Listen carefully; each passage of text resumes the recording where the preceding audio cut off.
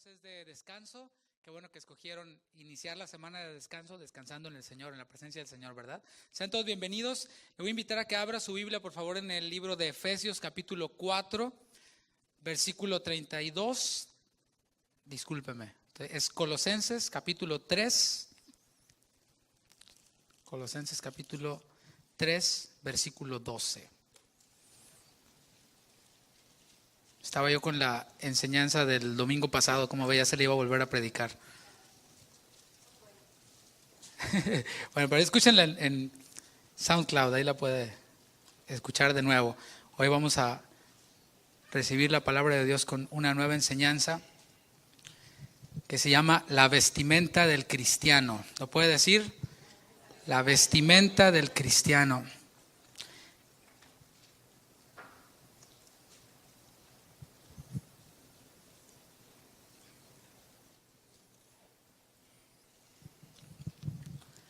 Colosenses capítulo 3, versículo 12, ¿ya lo tiene?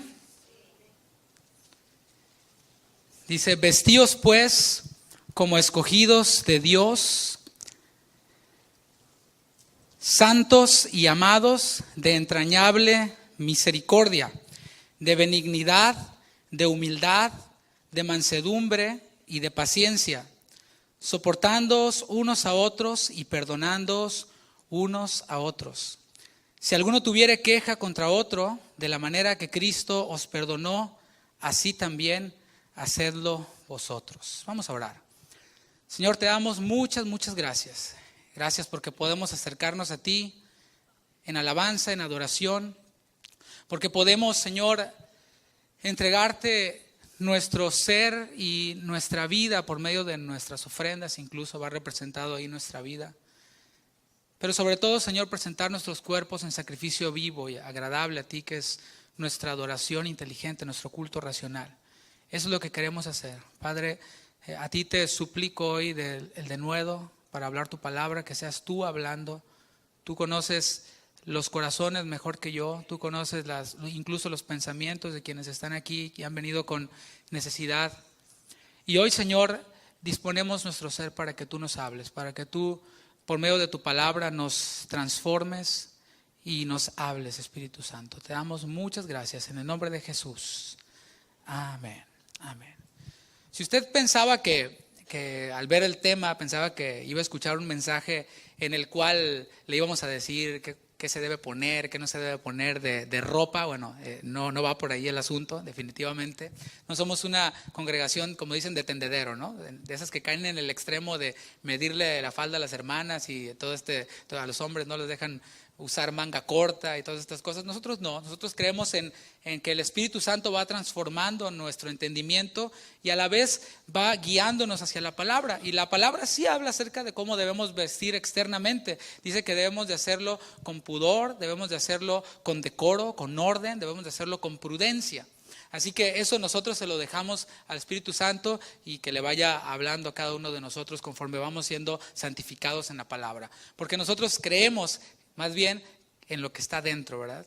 Que sea de adentro hacia afuera la transformación y el cambio y no de afuera hacia adentro. Así que el día de hoy vamos a enfocarlo más bien hacia el lado del perdón, que tiene que ver la vestimenta. Si observamos ahí en el texto, empieza diciendo, vestíos pues como escogidos de Dios, santos y amados. Cuando hablamos de vestimenta, inmediatamente lo conectamos a ese momento en el cual nosotros nos vamos a preparar para salir, ¿verdad? La vestimenta está diseñada para no mostrar nuestra desnudez, para cubrir nuestro cuerpo. Eso es natural. De hecho, en la naturaleza humana está ese pudor, ese sentido de vergüenza por no salir con poca ropa o sin ropa en lo absoluto. Es para cubrir nuestro cuerpo. De hecho, cuando Adán y Eva pecaron, no sé si usted lo recuerda, en el libro de Génesis, ellos pecaron e inmediatamente después de que ellos pecaron, fue cuando entonces se cubrieron ellos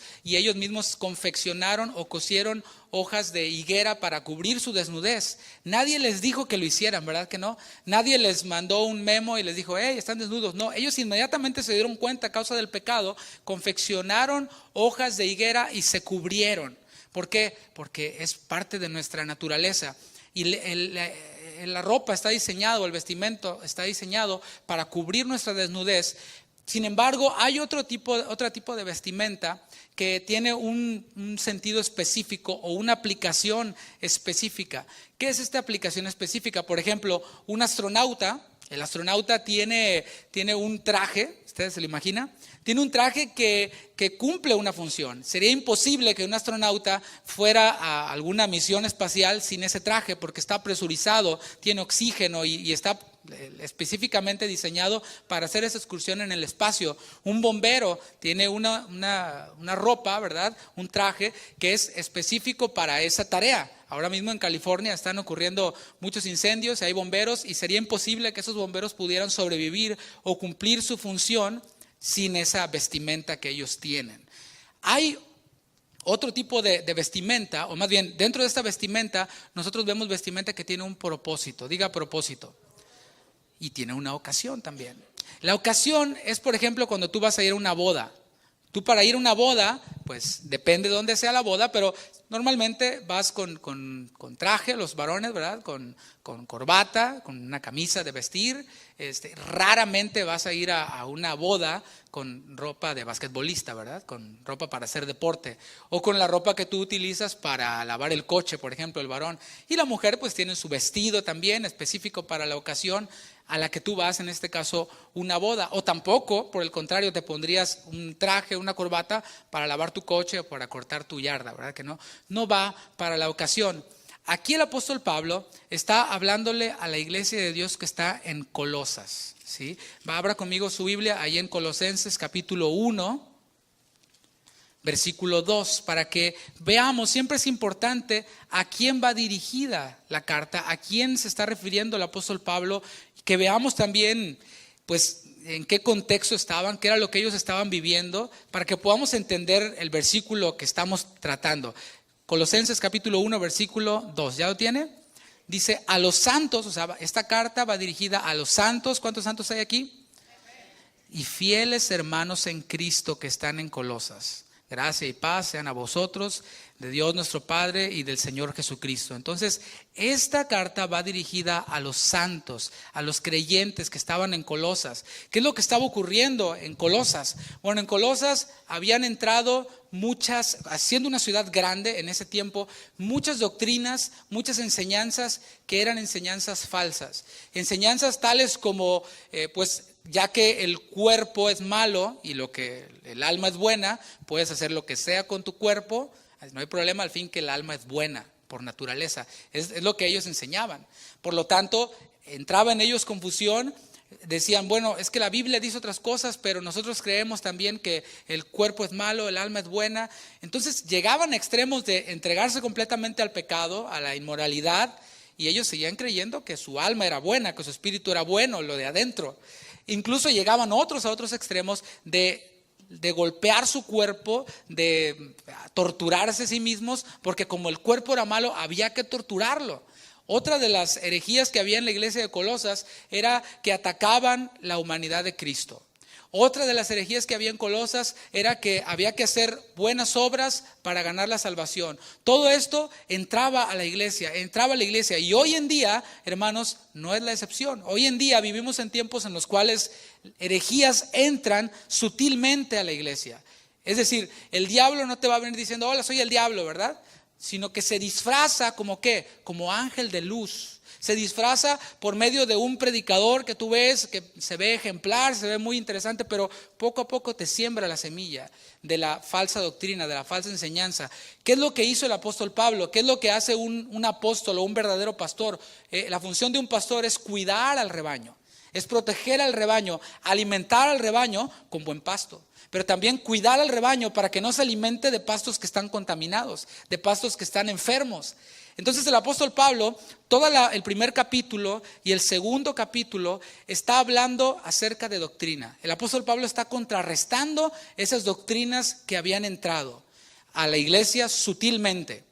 Y en esto yo creo que la mayoría de los que estamos aquí tenemos ya más o menos claro el asunto. Sabemos discernir cuando un predicador está hablando algo que no proviene de Dios, algo que no está respaldado con la Biblia, algo que contradice la Escritura, y el Espíritu Santo como que te manda una alerta porque está chocando algo ahí. Algo no está No está bien, tú dices, ¿no?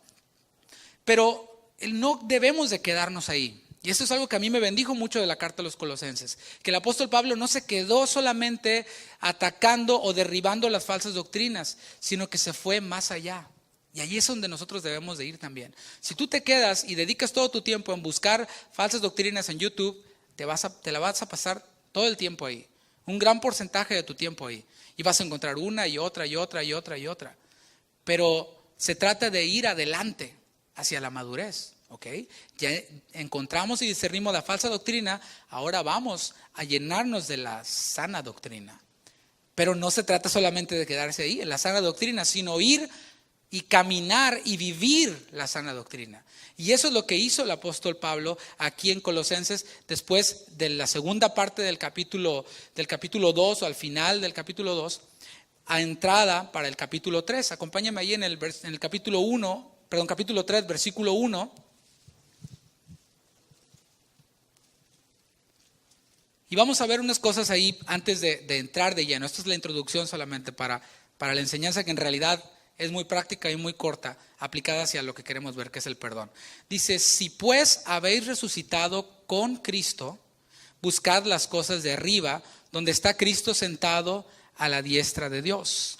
Poned la mira en las cosas de arriba, no en las de la tierra, porque habéis muerto y vuestra vida está escondida con Cristo en Dios. Aquí el apóstol Pablo, no sé si tú lo notas, pero en el versículo 1 dice, a ver, si es cierto, ¿verdad? Si pues habéis resucitado con Cristo, es como si dijera, a ver, si es cierto que ustedes han resucitado, si es cierto que ustedes tienen una nueva naturaleza, entonces busquen las cosas de arriba. ¿Por qué? ¿Por qué nos da ese mandato? Porque ya en nosotros está buscar las cosas de la tierra. Eso está en nuestra naturaleza. Siempre nuestra naturaleza y nuestra carne va a preferir las cosas de esta tierra antes que las cosas de arriba, que las cosas espirituales. Versículo 2 dice, pongan la mira en las cosas de arriba, no en las de la tierra. Y en el versículo 3 les recuerda y les dice, porque han muerto y su vida está escondida con Cristo en Dios. Esto es como que les está haciendo un desafío y a la vez les está recordando su posición. Les está recordando a la iglesia de Colosas y por extensión a nosotros su posición y su identidad. Diga identidad. Una palabra muy, muy usada y muy popular hoy en día, ¿verdad? Pero cada uno de nosotros sabemos quiénes somos, ¿verdad que no? ¿Verdad que sí? Sabemos quiénes somos. Cuando nos vemos al espejo, digo, soy un hombre de tantos años, ¿verdad? Entonces, conectándolo con la vestimenta, no sé si tú has visto a mujeres de 60 años que se quieren vestir como teenagers de 15, ¿verdad? Pues no les queda. O sea, no te queda, hijo.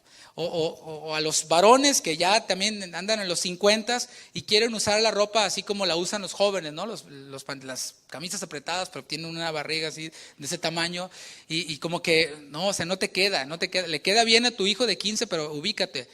Acuérdate que tienes 60, acuérdate que ya no tienes 15. Y eso debemos la identidad conectada con la vestimenta. Y el apóstol Pablo, regresando a nuestro versículo base, que está en el versículo 12 del capítulo 3, dice, vístanse pues, y recuerda la identidad. Dice, como escogidos de Dios, santos y amados, de entrañable misericordia, de benignidad, de humildad, de mansedumbre y de paciencia. Nos dice nuestra identidad. ¿Cuál es nuestra identidad? Nuestra identidad es escogidos de Dios, santos y amados. ¿Qué significa o qué quiere decir en la palabra cuando vemos esa palabra escogidos? Se ha hecho toda una doctrina, se ha hecho todo un lío, pero escogidos, cuando checas en el original, es la palabra ekletos. ¿Te suena familiar? Ekletos, eclesia en griego, iglesia, de donde viene la palabra iglesia.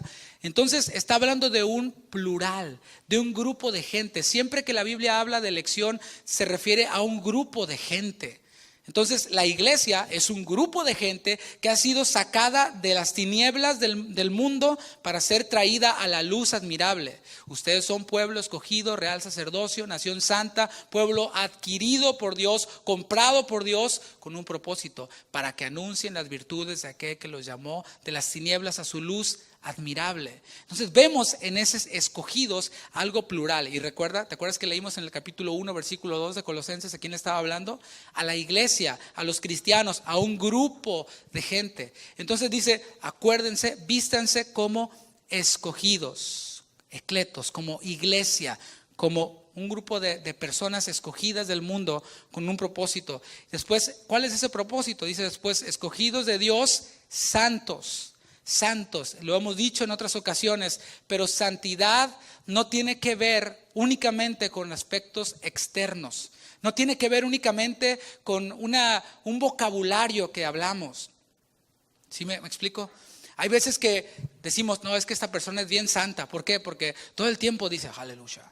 Oh, gloria a Dios, ¿no? Después de cada frase que digo, oh, gloria a Dios, oh, aleluya, ¿no? O sea, dices tú, pues, qué bueno, o sea, qué bueno que ojalá que sí, tu propósito sea glorificar a Dios y no uses eso solamente como una muletilla, como algo que ya no tienes más que decir, dices, aleluya, gloria a Dios. También dice la palabra que no debemos de tomar su nombre en vano, ¿verdad?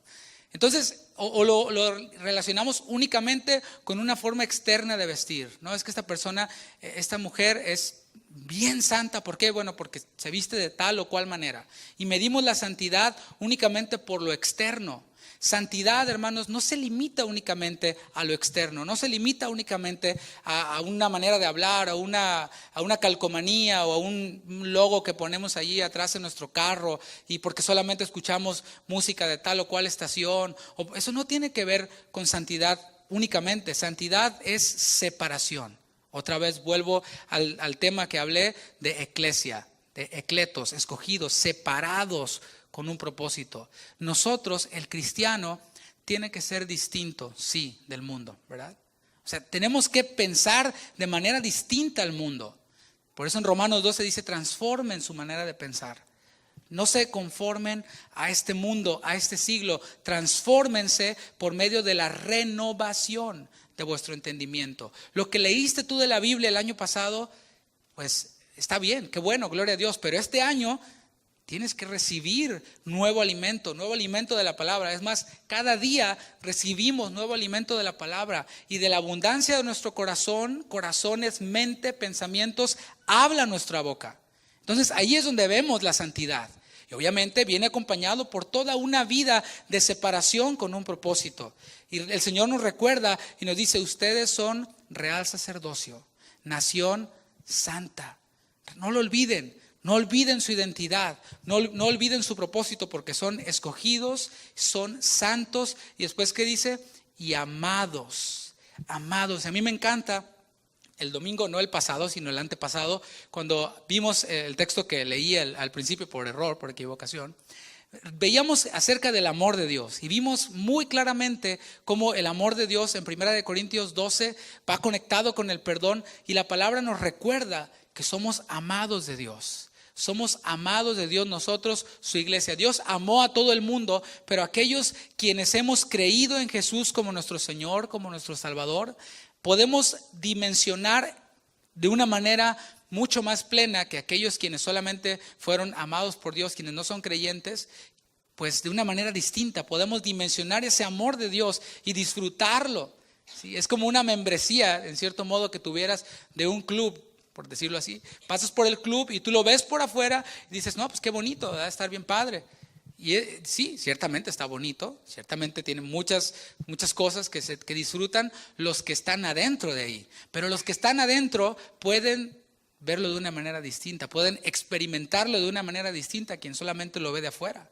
¿Por qué? Porque nosotros hemos sido amados por el Padre. Y ese amor lo hemos disfrutado por medio de su Hijo Jesucristo, quien nos amó, quien se entregó a sí mismo por nosotros. Entonces sí, eso digamos es nuestra identidad. Esa es la parte de nuestra identidad. Cuando se vistan, recuerden quiénes son, recuerden su identidad. No es un disfraz, es una vestimenta que usamos cada día.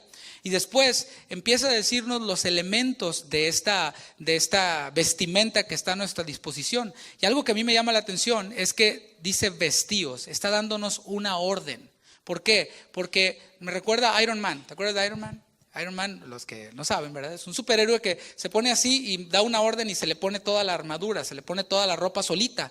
Él no se esfuerza en nada, solito se le empieza a poner toda la armadura, toda la vestimenta.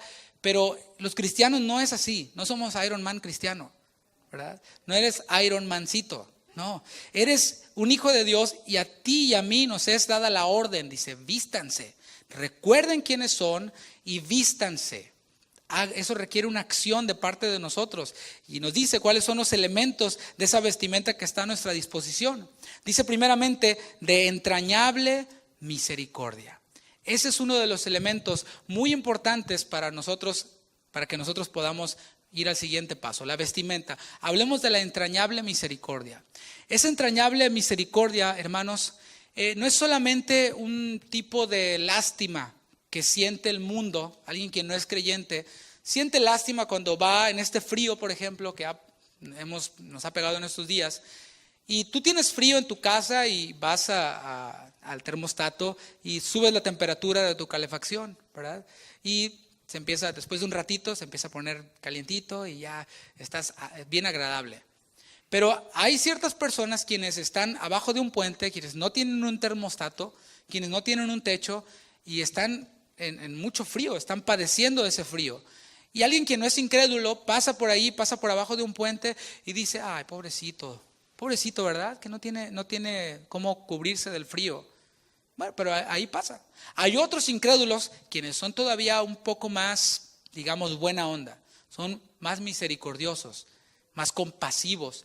Y voltean, lo ven y dice, pobrecito, ¿sabes qué? Me voy a dar, a la otra vuelta que dé, le voy a traer una cobija que tengo ahí, de las que me sobran, y se la voy a dar. Y pasa y se la da.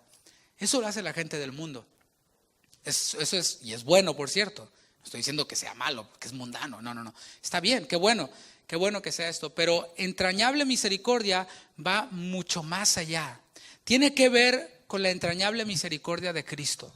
Con esa entrañable misericordia de cuando Jesús iba caminando, dice la palabra, que envió a sus discípulos y ellos predicaron.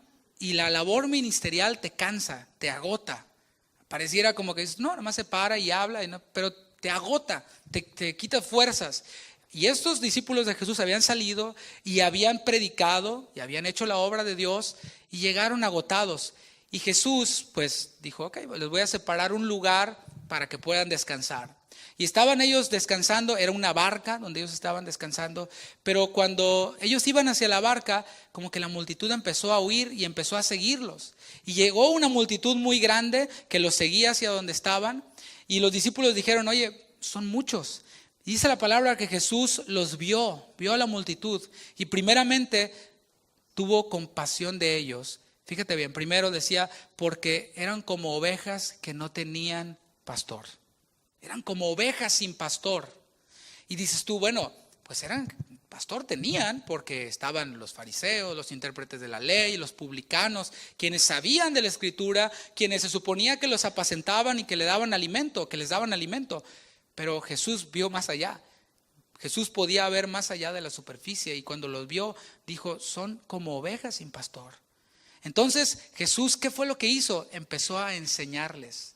Entrañable misericordia, según Jesús, va acompañada de enseñanza de la palabra de Dios. Y esto es lo que, dentro de los avisos que dábamos, no queremos únicamente dar un juguete a alguien o a alguien necesitado, o incluso nosotros repartirlos aquí. Todos aquí, hermanos, tenemos la posibilidad de regalarle un juguete a nuestros hijos, ¿verdad que sí? La mayoría de nosotros tenemos abrigos, tenemos lo suficiente. Dios nos ha bendecido y gracias a Dios. Entonces nos ponemos en posición como creyentes y es donde esta iglesia quiere llevarlos. No hacia acomodarnos para que nos den. Eso es avaricia y rayen la avaricia porque ya tienes y quieres más. Es dar la oportunidad de dar. Porque más bienaventurado es el que da que el que recibe, dice la palabra. Ahora, la iglesia pudiera sacar fondos y comprar regalos y dárselos, pero queremos hacerlos partícipes a ustedes de esta bendición de dar. Y no solamente dar, porque otra vez, los mundanos también dan juguetes y más y mejores que nosotros quizás, pero dar la palabra. Por eso está esta capacitación para evangelizar, porque muchos de nosotros sabemos qué no decir cuando evangelizamos. Pero cuando nos han quitado todo lo que no debemos decir, ¿y ahora qué digo? Bueno, eso va a estar en el taller el 25, taller de evangelismo, no se lo pierda. Y Jesús mostró esa compasión de ver esa gente que era como ovejas sin pastor, hambrientas, que llegaban y los alimentó de la palabra. Y los alimentó, le dio, pero después les dijo a los discípulos, después de que ellos le dijeron, ¿qué onda? ¿Ya los despedimos? No, dijo, denles de comer. Dijeron, no, pues no hay dinero, no hay fondos. No hay fondos en la cuenta para darles de comer a toda esta multitud, sería demasiado dinero. ¿Qué hay? No, pues hay 5 panes, 2 peces. Entonces el Señor hizo ese milagro de multiplicación. Y eso nos lleva al siguiente punto, que es, vimos entrañable misericordia, después benignidad. Benignidad son actos de bondad. Jesús no solamente les enseñó la palabra, sino que también los alimentó en lo material. Y esos son actos de bondad. Para eso, hermanos, se requiere que dejemos de pensar en nosotros mismos, ¿verdad que sí? Es muy fácil ver lo que yo necesito, lo que a mí me falta, lo que a mí me gustaría, esto es mi preferencia, pero para tener actos de bondad requiere de nuestro tiempo. Jesús les dio de su tiempo. Jesús podía decir, mi cuerpo humano está muy cansado, mis discípulos están desgastados, quieren descansar, así que pues ahí a ver cómo se las arreglan, multitud. Ustedes solitos vinieron, nadie los obligó a que vinieran. Bueno, ustedes arréglenselas. No, Jesús tuvo entrañable misericordia, les enseñó y después los alimentó y tuvo actos de bondad. Y después continúa diciendo de humildad, diga humildad. Acompáñeme a Filipenses capítulo 2. Y creo que lo cantábamos nosotros hace un momento. Cuando hablamos de humildad, es correcto que lo relacionemos con pobreza, con pocos recursos. De hecho, en su significado, humildad es algo que no se levanta mucho del piso. Humildad es la palabra prautes en griego, y es alguien quien está con esta actitud, así, necesitado. No aquel quien dice, pues no tengo, pero quiero pizza, ¿no? O sea, quiero hamburguesa, esto es lo que quiero, denme el menú. No, o sea, soy tan necesitado que lo que me den, soy como un limosnero. Eso es una actitud humilde. No está mal que nosotros lo relacionemos con eso. En las civilizaciones antiguas, así como el día de hoy, humilde es un pobre. Humilde es alguien quien no tiene para valerse por sí mismo. Pero aquí vemos en Filipenses capítulo 2, vamos a leerlo desde el versículo 1. Dice, por tanto, si hay alguna consolación en Cristo, si algún consuelo de amor, si alguna comunión del Espíritu, si algún afecto entrañable, si alguna misericordia, completen mi gozo sintiendo lo mismo, teniendo el mismo amor, unánimes, sintiendo una misma cosa. Nada hagan por contienda o por vanagloria, antes bien con humildad, estimando cada uno a los demás como superiores a él mismo, no mirando a cada uno por lo suyo propio, sino cada cual también por lo de los otros. Haya pues en vosotros este sentir que hubo también en Cristo Jesús, el cual, siendo en forma de Dios, no estimó el ser igual a Dios como cosa que aferrarse, sino que ¿qué? Se despojó a sí mismo, tomando forma de siervo, hecho semejante a los hombres. Y estando en la condición de hombre, ¿qué? Se humilló a sí mismo, haciéndose obediente hasta la muerte y muerte de cruz. Por lo cual Dios también le exaltó hasta lo sumo y le dio un nombre que es sobre todo nombre, para que en el nombre de Jesús se doble toda rodilla de los que están en los cielos, en la tierra y debajo de la tierra, y toda lengua confiese que Jesucristo es el Señor, para gloria de Dios Padre. ¿Cómo Jesús demostró su humildad? Él dijo de sí mismo, aprendan de mí que soy manso y humilde, ¿verdad? Pero aquí el apóstol Pablo lo describe la humildad de Cristo de una manera excepcional. Dice que su humildad se mostró haciéndose obediente. En el mundo dice, humildad es no tener dinero. Pero Dios dice, humildad es obediencia. Según el ejemplo de Jesús, humildad es obediencia. ¿Qué tan humilde eres? ¿Qué tan obediente eres? Y obediente a la palabra de Dios. Ahorita vamos a ver un poquito más extendida la obediencia. Regresemos a Colosenses capítulo 3, versículo 12. Otro de los elementos de nuestra vestimenta, de la vestimenta que se nos manda a ponernos, es la mansedumbre. Mansedumbre, humildad y mansedumbre van de la mano, van conectadas. Humildad y mansedumbre van de la mano. Mansedumbre, hermanos, no es mensedumbre. Suena chistoso, pero es cierto, ¿no? Es bien manso, o sea que se pone ahí para que le den como punching back, ¿verdad? No, eso no es mansedumbre. Eso es ser pusilánime, eso es ser cobarde. Mansedumbre es poder en control. Va conectado directamente con el dominio propio. Y lo vemos también en Jesús cuando vino toda esa legión, ¿verdad?, para arrestarlo. Y Jesús limitó de alguna manera su poder, fue manso. ¿Por qué? Porque conocía, veía más allá. No es alguien quien respondía al peligro únicamente por instinto como lo hacemos nosotros, que está bien, ¿verdad? Jesús no veía peligro y reaccionó, sino que Él limitó su poder porque Él dijo, yo podría orar y una legión de ángeles vendría y se los surte, ¿verdad? Pero Jesús no hizo eso porque era manso, obediente, era manso y podía limitar su poder y ponerlo en control para obedecer, para cumplir el propósito de Dios. Eso es lo que vemos en la mansedumbre de Jesús. Después, otro de los elementos ahí de nuestra vestimenta es de paciencia. Paciencia es longanimidad. Lo hemos visto ya en enseñanzas anteriores acerca de la paciencia, pero viéndolo desde la perspectiva de Dios, cómo Dios es paciente con nosotros. Él mismo se describe a sí mismo como misericordioso y clemente, lento para la ira y grande en misericordia. Esa lentitud para la ira, nosotros, hermanos, la vivimos cada día, ¿sí o no? Porque aquí yo estoy entre pecadores, ¿verdad? De los cuales yo soy el primero, decía el apóstol Pablo. Así que Dios es paciente para con nosotros. Y decía Jeremías, lo hemos dicho en otras ocasiones también, decía Jeremías, por su misericordia no hemos sido consumidos, porque nunca decayeron sus misericordias. Nuevas son cada mañana, grande es su fidelidad. Y vemos cada día que termina, pudiéramos cerrar nuestros ojos y decir, qué paciente ha sido Dios conmigo. ¿Sí o no?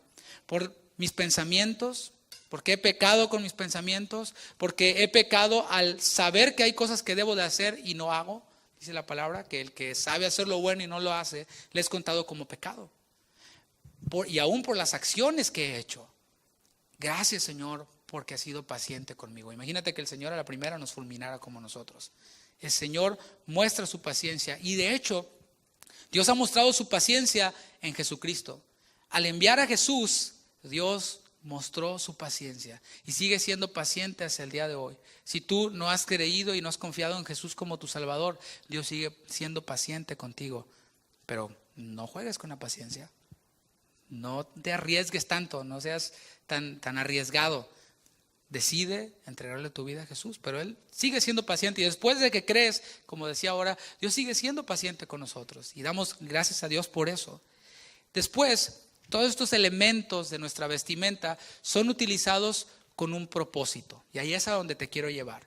Al propósito que es, versículo 13, soportándoos unos a otros y perdonándoos unos a otros si alguno tuviere queja contra otro.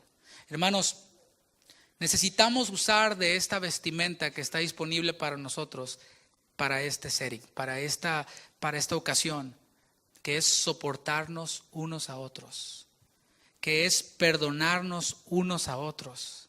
Cuando nosotros estamos vestidos de estos elementos, de este traje de escogido y de amado de Dios, entonces podemos utilizar la entrañable misericordia, porque dice, si alguno tuviere queja contra otro. Hay versiones que lo ponen, si alguien se queja de ti.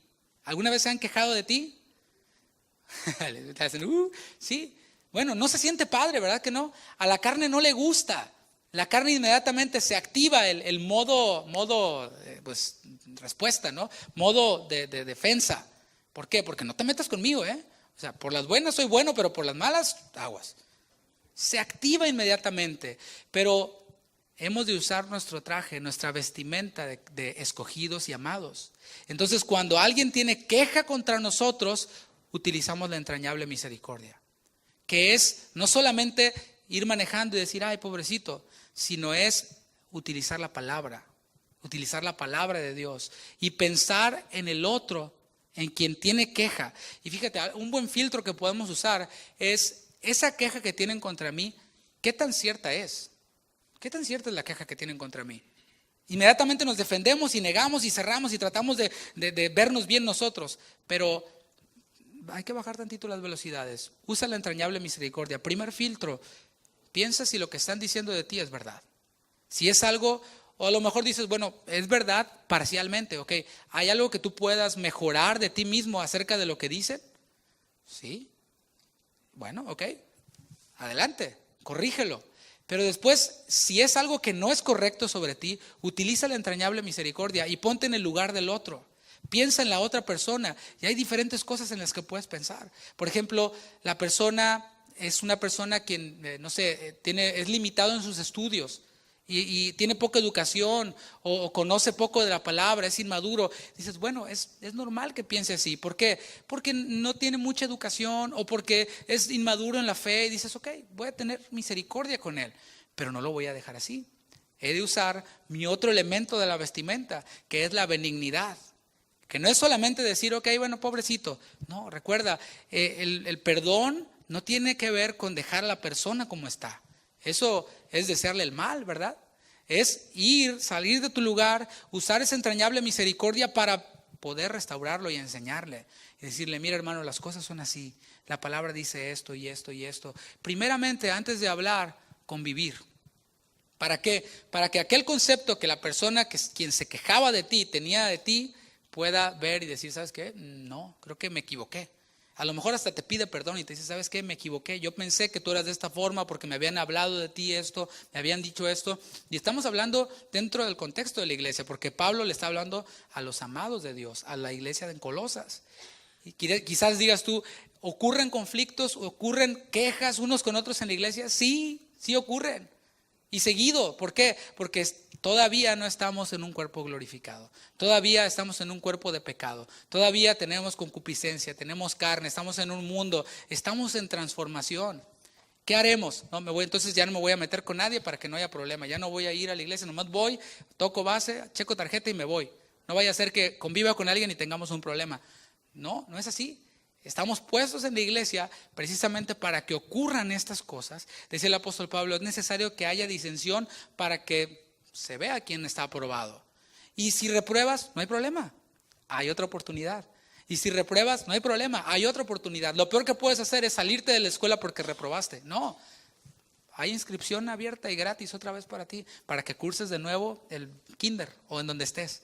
Y después va a venir otra prueba y si la pasas, pues vas a la siguiente. Pero la vida del cristiano es estar constantemente en pruebas en la iglesia. Estoy hablando del perdón de Dios. Estoy hablando de las quejas que tienen contra nosotros o de quejas que tú puedas tener con el otro. Dices tú, no, pues es que no me gusta esto, no me agrada esto de tal o cual hermano, o no me agrada esto de la iglesia. En esta iglesia son esto o son lo otro. A mí de lo que me habla eso es de que tienes demasiado tiempo para sentarte y juzgar a los demás. Porque si estuvieras ocupado viendo de qué manera puedes tener misericordia con otros, tienes una queja, por ejemplo, ay mira, a ese hermano llegó y nadie lo saludó. ¿Y tú?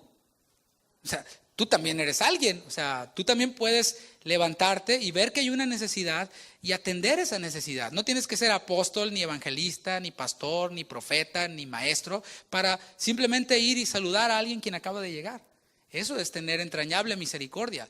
¿Hay necesidades? Sí. ¿Hay imperfecciones entre nosotros? Sí. La pregunta es, ¿qué estás haciendo tú? ¿Qué estoy haciendo yo para solucionar esas necesidades o cosas que no se están supliendo, cosas que están funcionando todavía no tan bien?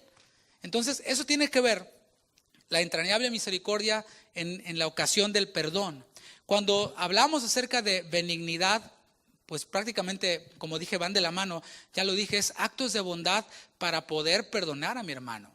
Es perdono a mi hermano, pero voy y lo ayudo, y lo enseño, lo restauro, lo levanto. Y tenemos esos actos de benignidad, actos de bondad. Y después viene la humildad. ¿Cómo puedo usar yo este elemento de la humildad a la hora de perdonar? Dijimos que humildad es obediencia a Dios. Jesús mostró su humildad obedeciendo a Dios. Entonces, cuando yo perdono a alguien, debo de usar la palabra de Dios y obedecer a Dios. Pero también no olvidar, regrese de nuevo a Filipenses capítulo 2, hasta unas cuantas páginas atrás. Filipenses 2, versículo, veamos desde el 3, leámoslo de nuevo. Porque aquí vemos cómo está la humildad en el perdón, usando nuestro traje de escogidos, de santos y de amados, para perdonar a otros. ¿Ya lo tiene? Filipenses 2, versículo 3. Nada hagáis por contienda o por vanagloria. Es decir, estar en la iglesia y ver cosas que no están bien y quedarme sentado solamente a decir eso está mal, eso está mal, eso está mal, es hacer algo por contienda, por choque o por vanagloria, porque claro, yo estoy acá y yo soy el supervisor aquí o el superintendente o el qué onda, ¿no? El inspector. No, nadie te puso por inspector, brother, hermano, hermana. Dios te puso aquí como parte del cuerpo. Y el ser parte del cuerpo implica arremangarte, ¿verdad?, la camisa y ponerte a trabajar en aquellas cosas que tú ves que no están bien puestas. Ah, mira, hay un papel tirado ahí. Siempre está ese papel tirado ahí. Bueno, pues recógelo. O sea, no es que yo no soy ujier o yo no soy, no, o sea, es que no te tienen que ungir, ¿verdad?, para que puedas hacer una función y cumplir una necesidad que hay. Es simple, nomás que nosotros a veces somos quienes lo complicamos. Nada hagan por contienda o por vanagloria, antes bien con ¿qué? Humildad. Fíjate cómo usamos el traje, nuestro traje, y con este elemento de la humildad, estimando cada uno a los demás como superiores a él mismo. Eso, hermano, se lee bonito, ¿verdad que sí? Vamos a leerlo otra vez, fíjate qué bonito se lee. Dice, estimando cada uno a los demás como superiores a él mismo. Pero cuando alguien tiene queja de ti, te enteras que alguien se queja de ti, o cuando tú tienes queja contra alguien y hay una ofensa, ¿qué tal? ¿Se puede poner en práctica estimándolo como superior a ti? No, porque cuando nos ofenden yo inmediatamente me subo al escalón, ¿verdad? Y tú estás allá abajo porque tú me ofendiste. Aunque ni cuenta te des, ¿verdad? En mi mente está eso, pero la palabra nos manda. Dice, acuérdense que son escogidos, amados, santos. Vístanse de eso y úsenlo. Consideren a los demás o estímenlos como superiores a él mismo. Entre nosotros en la iglesia, Dios ha puesto un orden. Y es muy importante que entendamos esto, hermanos. No hay jerarquías en la iglesia. Quitémonos, eso es del mundo. Las jerarquías las ha creado el mundo. ¿Sí se entiende con lo que quiero decir? Jerarquías, o sea, un valor de importancia. En la compañía está el presidente o el vicepresidente, el mayordomo, y tú estás hasta abajo, si es que estás, ¿no? Entonces, obviamente vale más el presidente. ¿Por qué? Porque es el presidente. Él vale más que yo. Él tiene más derechos que yo. Él tiene más, más importancia que yo. Bueno, la iglesia no es la empresa. La iglesia no es una empresa mundana. La iglesia es el cuerpo de Cristo. Él es la cabeza.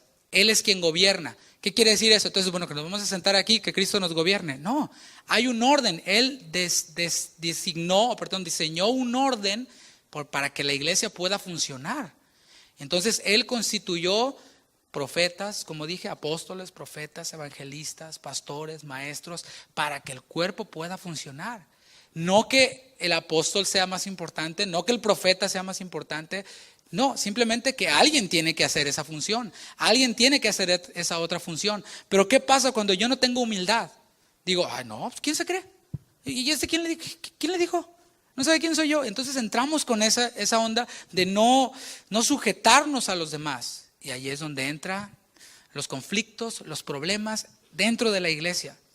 Considérenlos como superiores a él mismo. Y luego versículo 4, no mirando cada uno por lo suyo propio, sino cada cual también por lo de los otros. ¿Suena otra vez? Se lee bien fácil y bien bonito, pero qué difícil es ponerlo en práctica, ¿verdad? No mirando, ¿por qué? Porque yo quiero que las cosas se hagan como yo quiero. Llego a la iglesia, y aparte que llego ya cuando la iglesia ya empezó y todo, ¿no? Y quiero que las cosas se hagan como yo quiero. ¿Y por qué? Porque yo creo que es así. Yo supongo que es así. No, o sea, tiene todo un orden. No vengas a la iglesia para que te agraden a ti, porque eso es quitar a Dios de en medio y ponerte tú. Todo lo que hacemos aquí tratamos de que sea para la gloria de Dios. Si te gusta, qué bueno, gloria a Dios. Y si no, pues también gloria a Dios, porque de todas maneras es la gloria para Él. Entonces, nosotros no vamos a cambiar las cosas para agradar a uno, porque si no, imagínate, agradamos a uno pero desagradamos al otro. Y luego, entonces cámbialas y agrada a este otro, pero este otro ya se quedó inconforme. Y si no, no, qué bueno es descansar en la palabra de Dios. Y eso va para nosotros también.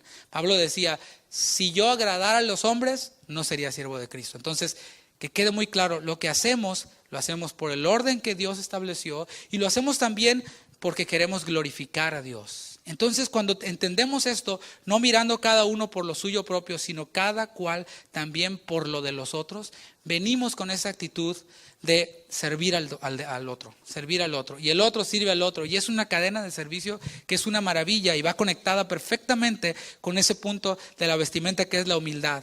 Y después habla de mansedumbre. Otra vez, es ese dominio propio que hay en nosotros. No somos de mecha corta dentro de la iglesia. Cuando alguien no me saludó, entonces le echamos toda la carne al asador, ¿verdad? Y lo peor es de que ni siquiera con el mismo hermano, sino vamos con otro y nos quejamos. No, es que aquel no me saludó, es un soberbio y no sé qué. Usa de tu mansedumbre. Usa de tu dominio propio. Respira. Ponte en el lugar del otro. Y piensa si no te saludó porque estaba atareado, porque estaba enfermo, porque qué sé yo. Porque también nosotros los cristianos nos enfermamos y a veces también nos duele la cabeza y a veces también estamos de mal humor también. Entonces hemos de usar este traje o este elemento que es la mansedumbre, ese poder que está bajo control. Y finalmente este elemento de la paciencia para perdonarnos unos a otros. Si tú no viniste el viernes, yo te invito a que escuches la enseñanza acerca del siervo que no quiso perdonar. Es esa paciencia para perdonar al otro. Y no se trata de una vez, sino de si aquella persona viene contigo y te pide perdón una vez, la palabra dice no hay otra opción. Si recibiste perdón, da perdón. Ok, perfecto, no hay ningún problema. Pero si otra vez me ofende y otra vez viene y me pide perdón, ¿qué hago? Repeat, ¿verdad? Y otra vez, para eso se requiere paciencia, hermanos. Porque nosotros quisiéramos prender un switch y ya está resuelto, vamos a lo que sigue. No, lamentablemente fallamos, lamentablemente reincidimos en las mismas ofensas, pero eso es la iglesia. Eso es el cuerpo de Cristo, lleno de personas imperfectas que han sido escogidas y que están en proceso de santificación hasta que todos lleguemos a la unidad de la fe, al conocimiento del varón perfecto, de Cristo Jesús. Y ahí es en donde estamos nosotros. Lo último que podemos hacer y lo peor que podemos hacer es separarnos del cuerpo, porque nos hacemos daño a nosotros mismos y no nos prestamos para que podamos hacer ejercicio del perdón. Y termina diciendo, si alguno tuviera queja contra otro. ¿Tienes queja contra alguien aquí? No me digas nada todavía. Contéstate a ti mismo. ¿Tienes queja contra alguien aquí en la iglesia? Dice la palabra, de la manera que Cristo os perdonó, así también hacedlo vosotros. Piensa en cómo Cristo te perdonó. Piensa cómo Cristo te perdonó. Y eso es un ejercicio que lo vimos en la enseñanza antepasada del domingo, lo vimos el viernes, pero no lo vamos a dejar de ver. El apóstol Pablo decía, a mí no me es molesto decirles las mismas cosas y para ustedes es seguro. ¿Verdad que sí? Es más, si cada día pudiéramos tener nuestra dosis de recordar cómo el Señor nos perdonó y de qué el Señor nos perdonó, creo que nuestro día funcionaría de una manera distinta. Y cuando nosotros tenemos nuestro tiempo de devocional, tenemos nuestro tiempo con Dios, es importante que pongamos eso ahí en prioridad. Cómo Dios perdonó mis pecados en Cristo. Si nosotros lo tenemos claro, cuando viene una ofensa, cuando hay una queja contra alguno de nuestros hermanos, quienes también les han sido perdonados, no nos será difícil de la manera que Cristo nos perdonó, también hacerlo nosotros. Porque Jesús dijo, si ustedes no perdonan a los hombres sus ofensas, tampoco Dios perdonará a ustedes sus ofensas. Así que somos dependientes los unos de los otros. ¿Por qué digo que lo peor que podemos hacer es irnos, apartarnos, aislarnos? Porque en el mundo también vas a tener problemas. También va a haber personas quienes te ofendan. También vas a tener que hacer uso del perdón. Los paganos utilizan también el perdón. Pero qué bueno que el Señor nos da en su palabra y nos ilustra aquí cómo a manera de vestimenta nosotros podemos vestirnos de perdón. Y podemos separarnos de todo aquello que no le agrada a Dios. Fíjate en el ahí en el capítulo 3. Pero dice en el versículo 9, no mintáis los unos a los otros, habiéndoos despojado del viejo hombre con sus hechos. Eso es parte de la separación, de la santificación. Nosotros no debemos de mentirnos unos entre otros. ¿De qué manera nos podemos mentir? Pues sí, te perdono, todo bien con mi hermano, pero internamente estar todavía con esa mala onda. Eso es mentirnos los unos a los otros, porque tu hermano, quien ya te pidió perdón, con quien ya las cosas se arreglaron, está como que no, que gloria a Dios que ya todo está bien, porque le mentiste. Pero tú estás todavía con tu, eso es un inmaduro, eso es un... No, hermanos, no nos mintamos los unos a los otros, vistámonos como escogidos de Dios. Nos ha sido dado un nuevo ropaje, una nueva vestimenta que nosotros mismos debemos de ponérnosla. Dios no te la va a venir a poner como nosotros vestimos a los bebés, ¿verdad? Porque el bebé es incapaz de vestirse. Entonces los vestimos nosotros, pero nosotros ya no somos como bebés a los ojos de Dios. Somos nosotros como niños grandecitos quienes tomamos todos estos elementos y nos los vestimos. Y después no es para que nos los pongamos y estamos frente al espejo y digamos, uy, qué humilde soy. Uy, qué manso soy. Uy, qué benigno soy. Mira, no, sino es para que podamos usarlos para la ocasión. Aquí en la iglesia se va a presentar la ocasión de que utilices estos elementos de tu vestimenta de escogido. Yo te invito a que te pongas de pie. Vamos todavía no a concluir, porque me gustaría tomar unos minutos. Así el Señor lo está guiando. Que podamos tomar unos minutos y que podamos meditar en esta palabra, que ha sido sencilla, que ha sido simple. Y pensar ya de manera interna, de manera práctica. ¿Habrá alguien dentro de este lugar a quien nosotros podamos perdonar, podamos pedirle perdón, hacer uso de estos elementos de nuestra vestimenta? Y no queremos exponer a nadie y decir, pasa ahora y que todos nos enteremos. No pasa por ahí el asunto. Realmente queremos que las cosas estén bien entre nosotros, que haya armonía entre nosotros. Porque, hermanos, el Señor tiene más pueblo que vendrá a este lugar. Se va a encontrar con un grupo de una iglesia que no sabe resolver sus ofensas, sus diferencias. La iglesia en Colosas era gente diversa. Había gentiles, había judíos. Y de hecho Jesús se los dijo en el versículo 11, donde no hay griego, ni judío, circuncisión, ni incircuncisión, bárbaro, ni escita, siervo, ni libre, sino que Cristo es el todo y en todos. Cristo es el todo y aquí no tiene nada que ver nuestro estatus, no tiene nada que ver nuestra educación, no tiene nada que ver nuestro color de piel, la nacionalidad. Somos uno en Cristo. Y es importante que aquellos quienes lleguen encuentren una iglesia que sabe, no que no tiene problemas, sino que sabe cómo resolverlos, que sabe cómo hacer uso de ese traje, de esa vestimenta de escogido para perdonarse unos con otros, para perdonarnos unos con otros. Yo sé, hermano, que el Señor va a traer nuevas almas a este lugar, almas que se convertirán aquí. Y no es responsabilidad de uno, de dos o de tres, es tu responsabilidad, es responsabilidad de quien esté más cerca. Pero si estás pensando solamente en ti, en lo que te ofendieron, ¿cómo vas a abrir tus manos para dedicarle tiempo a alguien nuevo quien llegue? Es lo que queremos. No queremos una colección de caras que se aparezcan cada reunión, sino queremos que haya esa comunión unos con otros. Y en esta comunión van a haber ofensas. Así que piensa tú en este momento si hay alguien a quien tú puedas pedirle perdón, quizás al final de la reunión, quizás durante la semana. Y decirle, ¿sabes que yo tenía una queja contra ti? ¿Por qué no nos damos el tiempo y nos conocemos más y desaparecemos esa queja? O yo sé que tú tenías una queja contra mí.